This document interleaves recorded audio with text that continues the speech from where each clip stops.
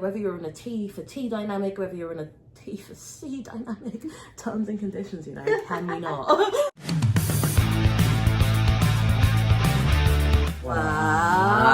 What's up, rebels? My name's Lily. My name is Leo. I'm from the UK. I'm from the US. We are engaged. We are queer. And we out here. Today, we are going to be giving you another dose of trans and cis couple ask each other really tough questions. We don't look at what we ask each other in advance. We experience it for the first time with you. And our aim with this series is just to allow you to see a couple of this dynamic speaking openly, authentically, and learning online. Yeah, I think when we started this journey of being on YouTube, our main focus was wanting to share our relationship and our journey, our life, and hope that it reaches out to the people like you who are watching this, who maybe relate or have, you know, people that may relate, or you just, you know, are part of our community, or you're an ally and you want to understand a bit more about how life is for people like us. So also, how tan am I? Very. I'm hashtag Team Dark Skin. So without further ado, let's get into it. Gay agenda, gay agenda, gay agenda, gay agenda. But before we get started, did you think we didn't see? We want to thank you guys so much for reaching, how many is it now? 9,000 subscribers. 9K, okay. I was about to say 10K and I'm like, no, that's not right. Yeah, 9K. 9K. Okay, this let's do is that obviously, again. No. They're getting what you gave them. Thanks, guys. 9K subscribers. We love you so much. Welcome to the chaos. Thanks. It's gonna be so funny because it's gonna go to such a different dynamic as we get down to these serious questions. We're gonna go. So warm in here. If we're sweating, it's warm in here, and we can't put on the aircon because you won't be able to hear us. You know the beginning bit of my last deep dive where it's like, it's because I tried to use a fan, so I had to do the rest without a fan. Love you too. Your mother and father suffer for these videos. You better be grateful. Let's actually get into the video. Yeah, Okay. Battles up to 3. Yeah.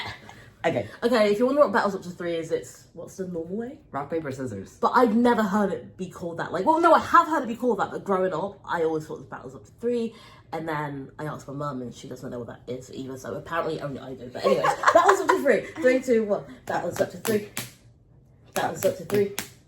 Battles up to 3. Battles up to 3. Battles up to 3. Battles up to 3. Battles up to 3.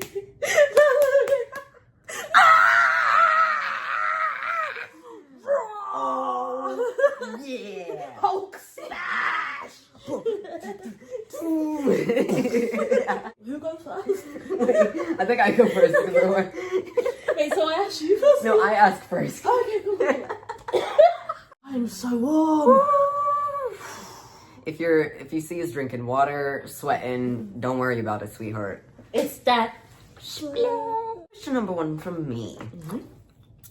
Has there been any part of my transition where you've struggled to have attraction to me, or that's changed?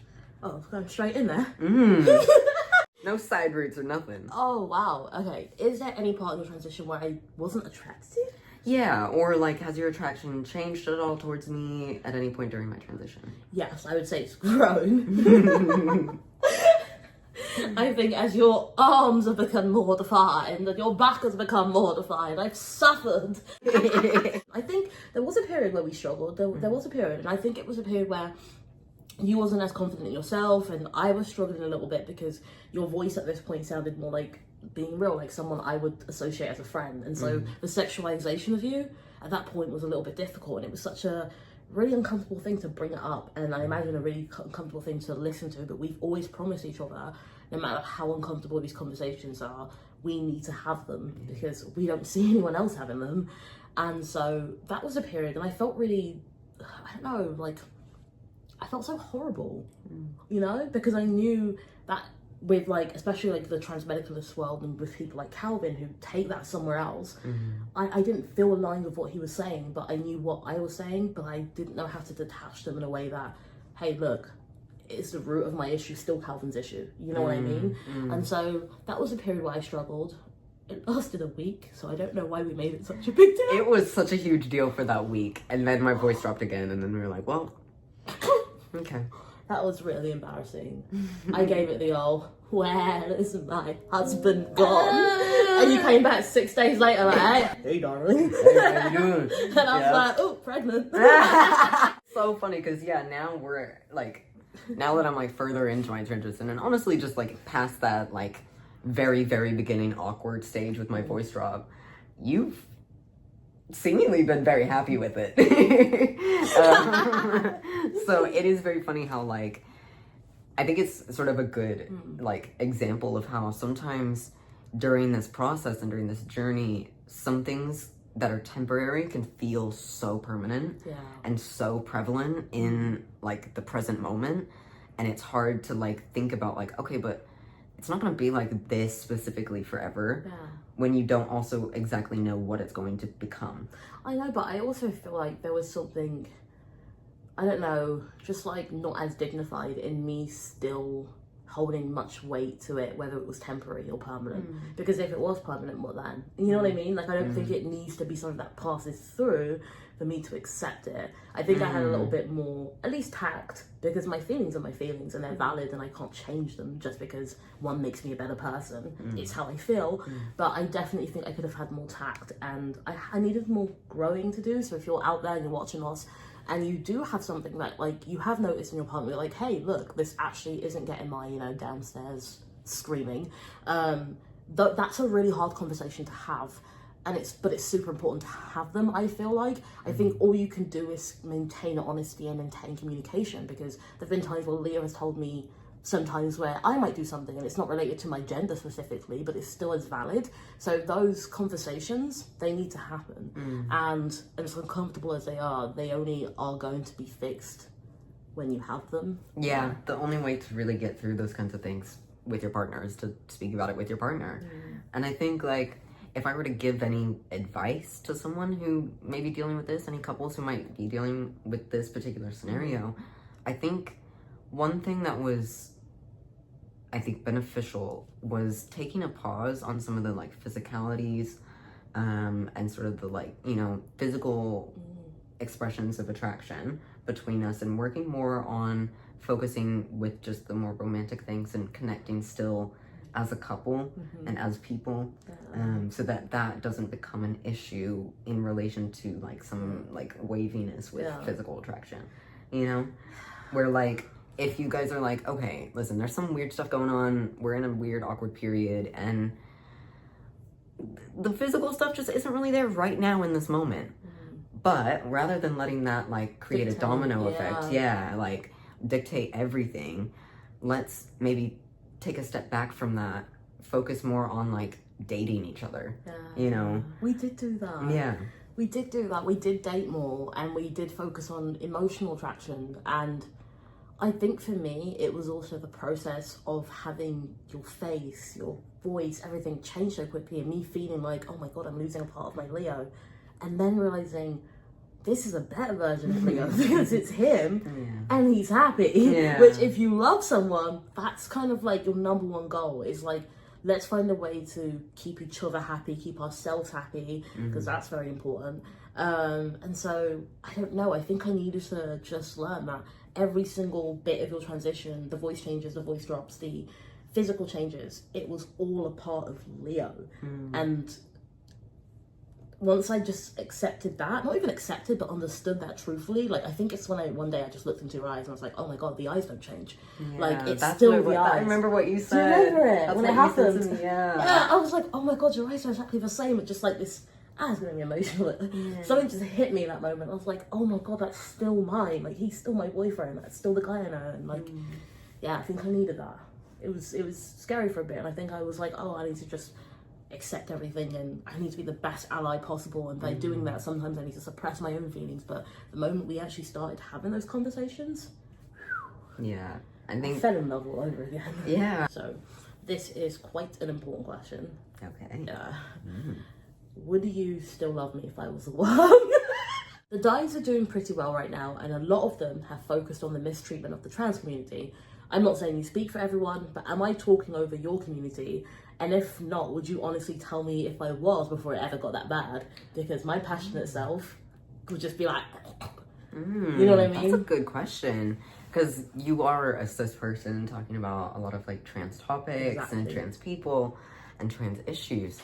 And honestly, watching you work on these videos, the amount of like research that you put into it, the dedication of like really trying to get your facts right, trying to, you know, consulting with me about topics and like having me be like there to talk with you and talk things out of your ideas and your thoughts and stuff. There's a lot. Get yourself a trans consultant today. Call 1-800-TRANS-GUIDE. No, seeing the way that you put in the effort to make sure that you're not just like getting on the internet and just talking shit, you know, you're really putting in the work. And I think that makes a load of difference when it comes to an ally talking about topics that they don't directly relate to. So, short answer, to summarize, no, I don't think you are talking over the community. And I think... You would tell me though, yeah? Yeah, I definitely would. If you ever, like, you know, are working on something and I think, like, oh, this is maybe, like, a bit too much, or maybe there's, like, some nuances that you're missing out on and stuff, I'm always going to be there to help you out and give you that advice, because I want to make sure that you're able to do what you want to do in the best way that you can, because I know how much you care about these topics and about this community and how much you want to use this platform for good. So, yeah, I'm always going to be in your corner, baby. Thank you. Did you hear that? If anything I say is wrong, talk to Leo about it, because he's the one who's pre-approved it and he's my trans consultant, so he's the one that you should be emailing. His email is leotis. Thank you for taking responsibility, babe. Do you think I make being trans my entire personality? Yes. Okay. One question? Have you questioned... I don't think you make trans your whole personality. It's definitely a question we get a lot. Yeah. But I get the same. Queer, just like making queer my whole identity. I see someone who was in the closet for a long time, finally being proud of who they are. And so I say shout it to the rooftops, let everybody know. That's what I say. No. So yeah, like, you don't make being trans your whole personality, but if someone says that to you, I think we need to reframe that. It's not an insult. I'm proud of being trans, so thank you. It's better than making being the dick your whole personality. Literally. Making being racist the whole personality. Well, if being trans is your whole personality, that's what you're writing home about? Okay, sir. What brings up this comment a lot, because we get it a lot, like on YouTube, on TikTok, and stuff like that. Y'all don't understand that, like, the content that we make is only a portion of life. Like, we make content that is geared towards the LGBTQ community. I make videos that specifically talk about my transition. So, of course, if you see me online, you're going to see me talk about being trans a lot more than you're going to hear me talk about anything else. But in my day-to-day life, I don't, like, talk about being trans with every single person that I'm in. True does. Hi, nice to meet you. I'm Leo. I'm trans. It happens all the time. We're literally currently like making an intervention in the next room right after this. All the family have flown around. No, sorry for that. I saw a opportunity for a joke and I took it. Oh, I love you. I love you too. But for real, like, it's definitely not something that, like, is something that I talk about every single day to every person I meet. It's just something that is a part of me. And so it does make up a part of who I am, and it does feed into a lot of different things about me, but it's not the only thing about me. Have you questioned your sexuality and or your attraction to me since taking testosterone? No. Those eyes are lying. You're telling me you don't see me as a constant Beyonce? I do indeed. Michelle? Latoya? I think one thing that, like, I know a lot of people have these, like, sort of anxieties about it being like a very common thing that people, when they transition, their sexuality changes. And I was reading about that a lot in the early parts of my transition, and I know you were as well. We both like had a few conversations about that topic, and about the sort of like anxieties of like, what if that does happen? But I think we had those chats. Yeah, I was like, it was if you a big like thing. this, do we have a threesome? How do we make this work? What's the schedule? Do I need to put in requests at work? What am I doing? Who should I call? Ghostbusters! Horny busters. Continue. Okay. I'm sorry.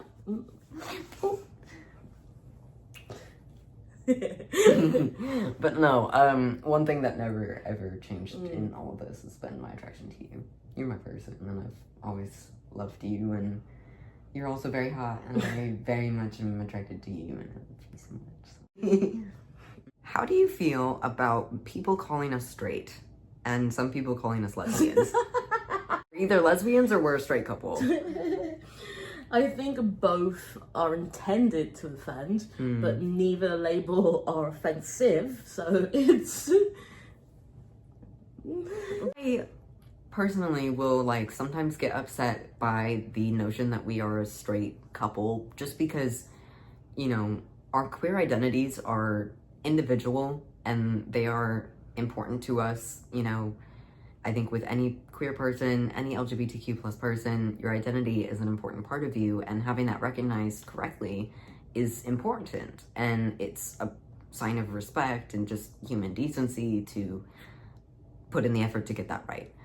So I get upset sometimes when, like, for instance, like for you, if people just assume that you're a straight cis woman. I get that a lot. You get that a lot, and it's... I am a cis woman, but I'm not straight. Yeah, like y'all are half right, but only 50% is not an A+, so It's do better. not even 50%, darling. It's, they're actually more than that. They're 66.6. I'm sorry, it's the tins. 66.66 is 2,000. But anyways, it's annoying sometimes. I get it a lot. Like, especially the solo videos recently. Have you seen it? It's like, but you're straight! And I'm like, but I'm not! But you're not!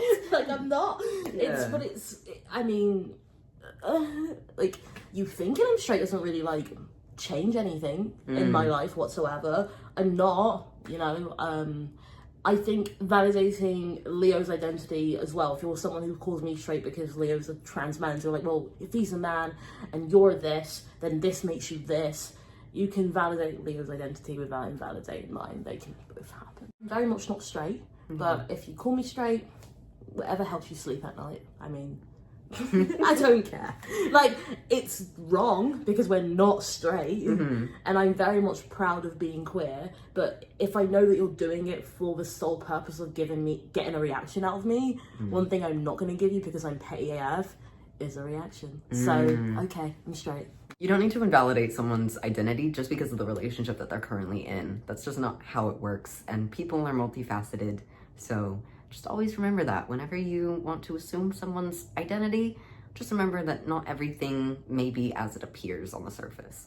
Yeah, I also think, like, imagine, like, people who are closeted, like, but you know what I mean? Like, they may be open to friends, but not with family, and they have their family calling them straight or whatever. Like, would you call them straight too? Because they're presenting this way to their family or whatever? Because, I mean, I've dated cis men, yeah, I've dated trans men, yes, I've dated women, yes. And like, I don't understand. I've obviously, me calling myself queer isn't a quirky thing. It's just who I am. You know, I know some of you are like the white supporters and you think oppression is cool, whatever, but you're talking to someone who is black. I'm a woman. I have Mexican familia. I have dated women. I don't need oppression points. I max out. Bingo! It's the final question. Da-da-da-da. Da-da-da-da-da. Da-da-da-da.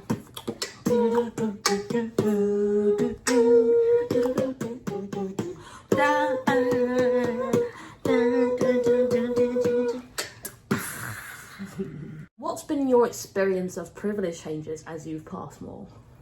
Ooh, that's an interesting question. It's taken a little while to be like passing fully and well, I say that, but I'm actually not fully passing. There are still people that misgender me.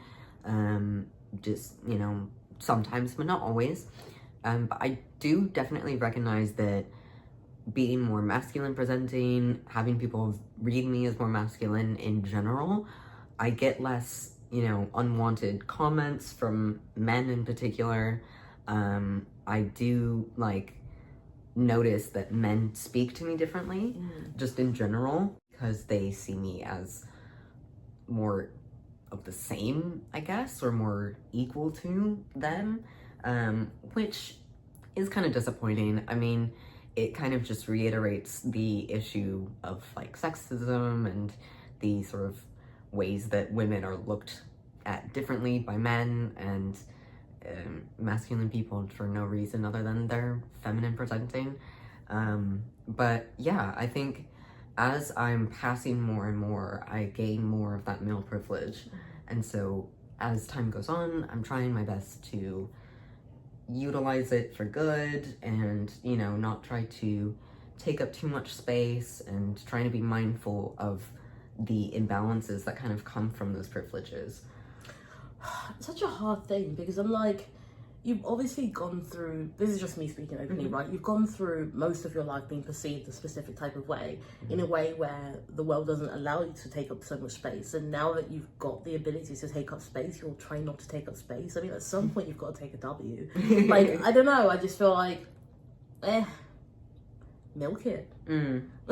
That's what I would do. I certainly would. I think if you can use your voice to get into the right spaces, to have the conversations that make the world a better and safer place for women, in particular trans women right now, then take up space. Oh, definitely. I think that's kind of what I'm trying to get at, is like, I want to be able to utilize the privilege that I'm gaining for the best that I can, and use it for good rather than using it just like for selfish reasons, or like just to, you know, passively get ahead. So yeah, I think exactly that. I'm just trying to, like, do good with it and help other people that aren't getting it. Because if I've got it, then I'm gonna use it for good. Okay, superhero. Superman. But yeah, all right, that's the answer to our questions. Yeah. That was actually really good. I love these. We don't do them as regularly, and for reason. It's really hard in the beginning when we did like trans man, cis woman answer questions.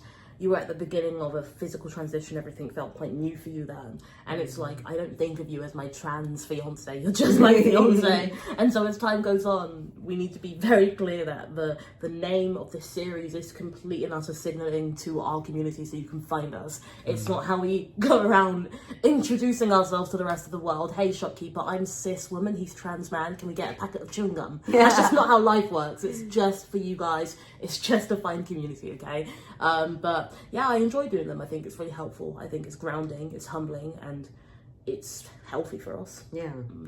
I think whenever we do these videos, sometimes it can bring up a little bit of like nerves of like, ooh, what's gonna come up, you know? Yeah, like, well, what's he gonna ask? What questions are they gonna be this time? Because they be juicy. They do be juicy.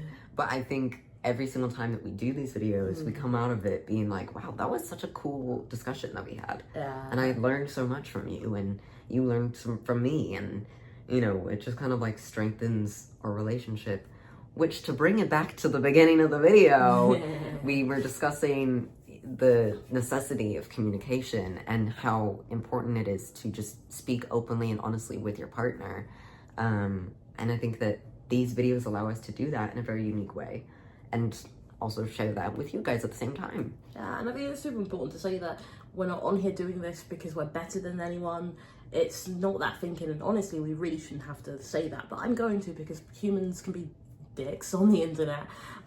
It's more so because we're imperfect that we want to share it. There needs to be more representation of imperfect queer joy, because that's what it is, you know? Because there's not that much representation in general. When it is represented, you get like Heartstopper, and it's like, not life isn't always like that. It can be messy, it can be uncomfortable. Conversations can be really, really anxiety inducing, but that's life.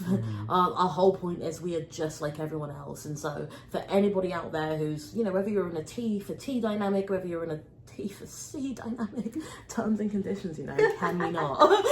Whatever dynamic you're in, I hope that you found something from here. And if it's just a bit of joy or a pastime whilst you're drawing, then so be it, right? We're going to say goodbye now? Yeah. All right, drink water, Eat carrots. Love you very much. Bye.